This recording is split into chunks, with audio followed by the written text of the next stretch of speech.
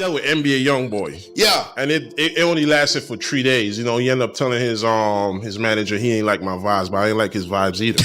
You know, I told him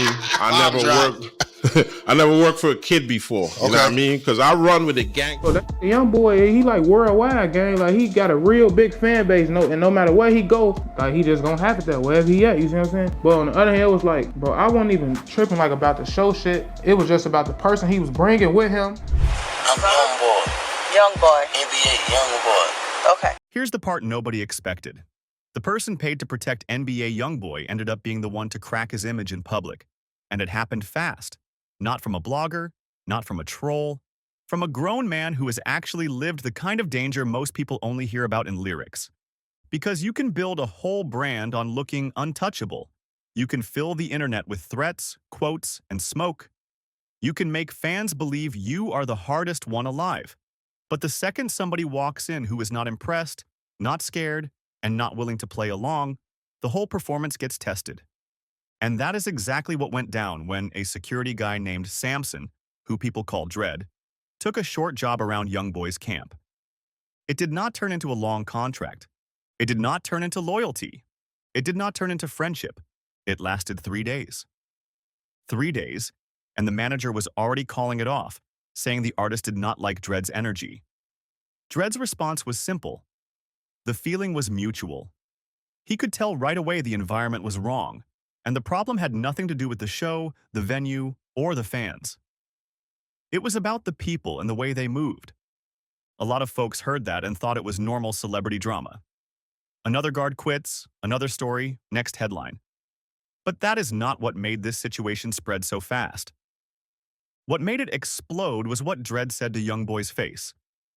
He told him he had never worked for a kid before, not in a playful way, not in an interview joke way, more like a grown man recognizing childish behavior and refusing to pretend it is leadership. And the wild part is what happened next. Nothing happened next. No argument, no pushback, no moment where the tough image jumped up to defend itself.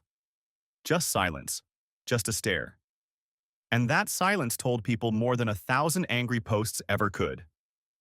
To understand why that line hit like a slap, you have to understand who Samson Dread really is. This is not a weekend bouncer who watches a few YouTube tutorials and calls himself protection. This is not a guy chasing clout by standing behind rappers. Dread comes from the Virgin Islands. Different rhythm, different rules. When trouble follows you on an island, you do not get to disappear into the next town. There is no easy reset button. Heat stays hot.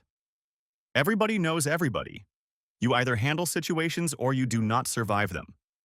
And Dread is not talking from imagination. Before he even built a name in the States, he already had scars and stories. He has said he was shot 11 times before he ever set foot on American soil. 11. Not 1. Not 2. 11.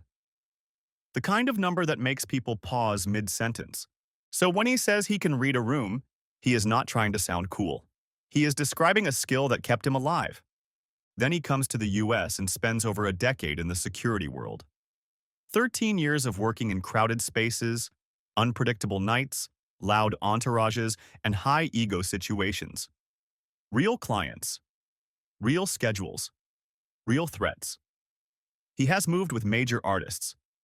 Names people recognize. Moneybagg Yo, Megan Thee Stallion, Sexy Y Red. Different personalities, different crowds, different pressures. You know, I told him I never worked for a kid before. You know what I mean? You learn the difference between confidence and insecurity. You learn what real authority looks like. You learn what fake toughness sounds like. And you learn how quickly a fragile ego can turn a normal day into a dangerous one. So when Dread met YoungBoy for the first time, his instincts went off. Something felt off. Not about the fans, not about the music, about the energy in that circle. The manager tried to spin it later, saying the artist did not like Dread's vibe. Dread did not care.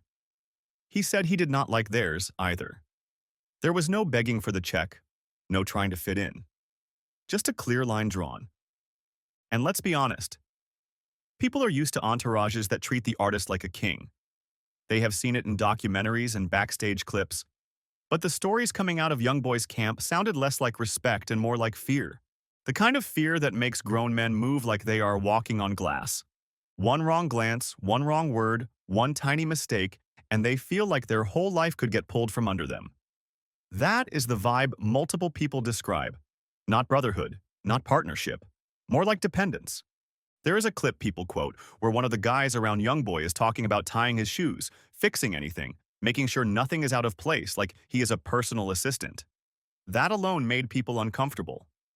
Not because helping someone is bad, but because the tone felt like devotion mixed with panic. And that is where the story gets darker. Because behind the online persona, the rumors paint a picture of someone who uses money and access like a leash. If you are in the circle, you eat. If you upset him, the support disappears. People say he can cut you off instantly and send you back to the same blocks you were trying to escape with empty pockets and no backup. That is not street loyalty. That is control.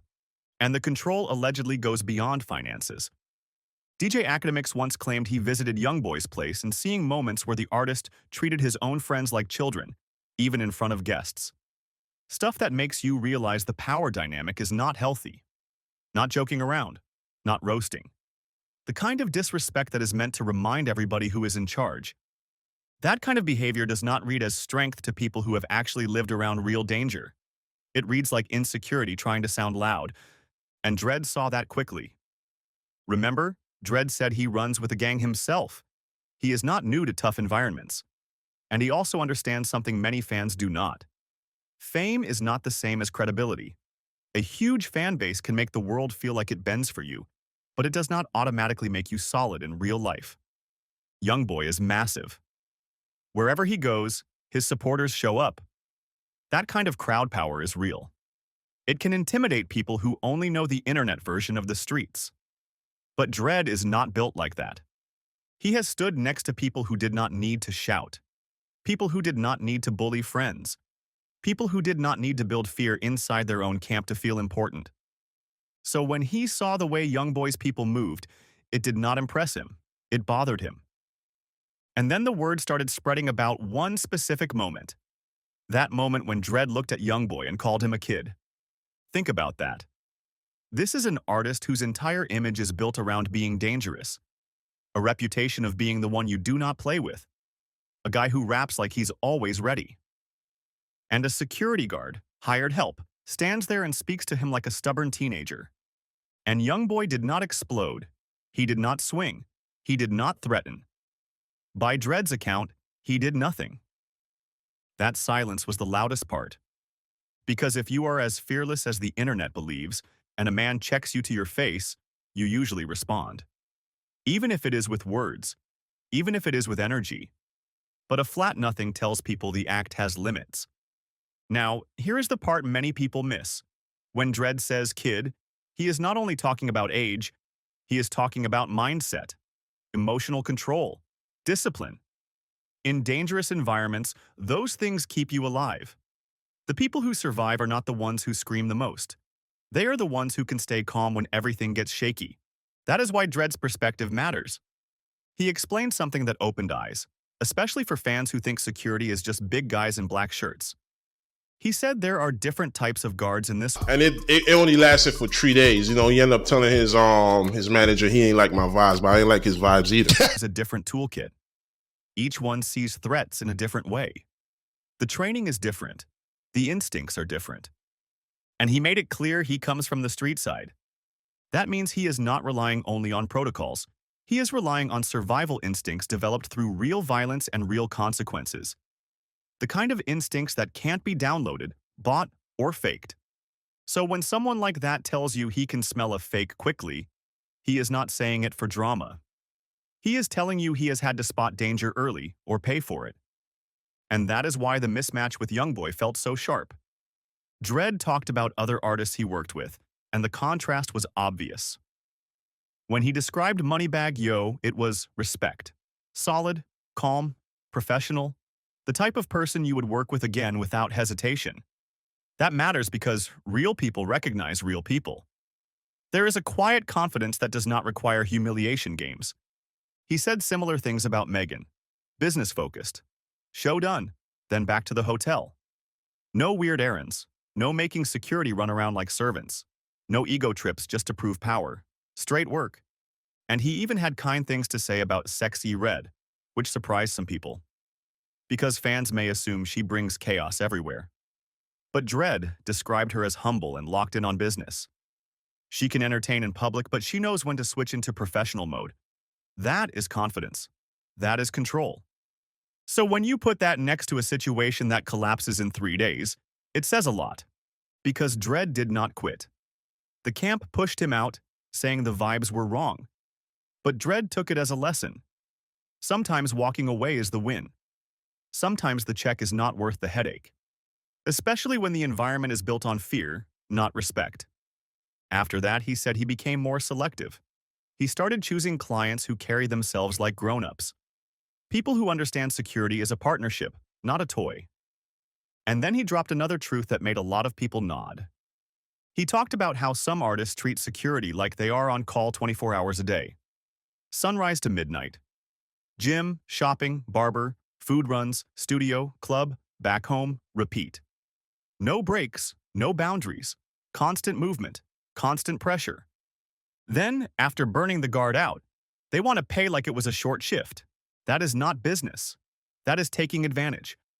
He argued that real protection deserves real money because the risk is real. When you are responsible for someone's life, you are also responsible for every decision that comes with crowds, cameras, and threats. If something goes wrong, it is on you. That kind of work should not be treated like cheap labor. And when an artist wants top-level security but tries to pay bargain prices, it exposes them. They want the image of being important, but they do not want to respect the professionals who keep them standing. That theme runs straight through the YoungBoy story. Because the biggest thing Dredd seemed to react to was not even the music. It was the character, the power games, the childish behavior disguised as boss behavior. He even talked about a principle from where he grew up. He said real street men protect the weak from the strong. They do not pick on people who cannot defend themselves. They do not bully their own circle. They do not need to. And when you apply that principle to the rumors around YoungBoy, it hits different. There have been stories floating around for a while about people in his circle getting punished when he is upset. People talk about him cutting them off, isolating them, or making life uncomfortable. Some even claim he will deny them food like it is a twisted discipline system. Now, nobody can prove every rumor on the internet, and not every story is true. But here is what matters. The fact that so many people find those rumors believable tells you the reputation behind closed doors is not clean. Even there was that moment when Lil Dump posted a photo with a swollen lip, and social media immediately assumed YoungBoy did it. Whether that assumption was right or wrong, the speed of that reaction tells you something. People already believe he is capable of treating friends like that. That belief did not appear out of nowhere. It comes from patterns people think they have seen. And that is why Dredd's words landed. He did not sound shocked. He sounded unimpressed. Like he had seen this type before. Like he had handled real bosses and knew this was a different kind of energy. When he talked about his own upbringing, he mentioned his father being a true boss back home. Not the loud kind, not the attention-seeking kind, the real kind. And growing up around that makes you allergic to fake power. Because real power does not need a stage. It does not need threats. It does not need friends on their knees tying laces just to feel safe. Real power is quiet. It is consistent. It is respectful. It holds itself. So when Dredd said a lot of these rappers talk it but do not live it, people understood exactly who he was aiming at.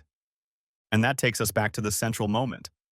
3 days with YoungBoy's team, and Dredd is already done with the vibe. He is already looking at the behavior and calling it childish. He is looking at a global star and seeing immaturity, not leadership. That does not mean YoungBoy is not talented. It does not mean he cannot make hits. It does not mean he has no real past. It means something simpler. It means the persona does not match the energy in a room with someone who has lived a different level of reality. Because there is a difference between being feared by people who depend on you and being respected by people who could walk away. YoungBoy's circle, by many accounts, depends on him. Their money, their access, their status. That dependence can create obedience. But obedience is not the same as respect. Dredd did not depend on him. Dredd was a professional. He could leave. And he proved it.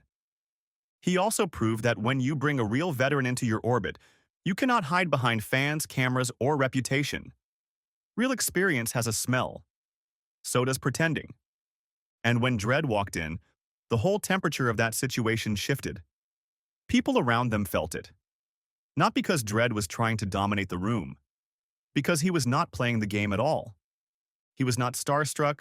He was not chasing a selfie. He was not bowing to money. He was there to do a job, and he refused to act like the artist's mood swings were normal. That kind of firmness makes insecure people uncomfortable. Because if you are used to everyone nodding, the one person who does not nod becomes a threat. Not a physical threat. A mirror. A reminder that your power only works on people who are trapped in your system. So the camp ends it quickly. 3 days. Move on. Find someone easier. Find someone who will tie the shoes and hold the umbrella with a smile. But the story does not end there because Dredd kept talking. He kept sharing how the security world really works, and each detail made the young boy moment feel less like a one-off and more like a pattern. He talked about standards, about refusing certain clients, about choosing peace over checks. And that is the part many people respect, because in that industry, it is easy to stay quiet, take the money, and keep it moving. Dredd did not. He said what he saw, and his words exposed more than one person. It exposed how fans get fooled by online characters. It exposed how entourages can become trapped by money. It exposed how some stars confuse fear with loyalty. And it exposed something else, too. The toughest people in real life do not always sound like the toughest people online. Real ones do not need to announce it every day. Real ones do not need theatrics. Real ones do not need to intimidate their own friends. When they speak, it is plain. When they move, it is calm. When they check someone, it is direct. That is why a single sentence from Dredd did more damage than 100 comment sections. I have never worked for a kid before. A lot of people wanted a big crash-out moment, a confrontation, a dramatic scene. They did not get that. They got something quieter, a wall, a freeze, a reality check. And sometimes that is worse for a persona, because silence leaves room for doubt. Silence makes people replay the story. Silence makes them imagine what the absence of reaction really meant. After that, Dredd kept working. He kept moving with artists who understand professionalism. He kept educating people on what security really costs and why. And for anyone watching from the outside, the lesson is clear. You can go viral pretending. You can convince strangers. You can even convince yourself. But when someone walks in who has survived real chaos and knows what authentic power looks like, the mask either holds up or it folds. This time, it folded. If you want more stories like this, keep it right here with Beef Scandals. Tap the like button, hit subscribe, and turn on notifications so you do not miss what drops next. We bring these breakdowns daily, and the next one is even heavier. Share this with your people and stay locked in. People and stay locked in. People and stay locked in.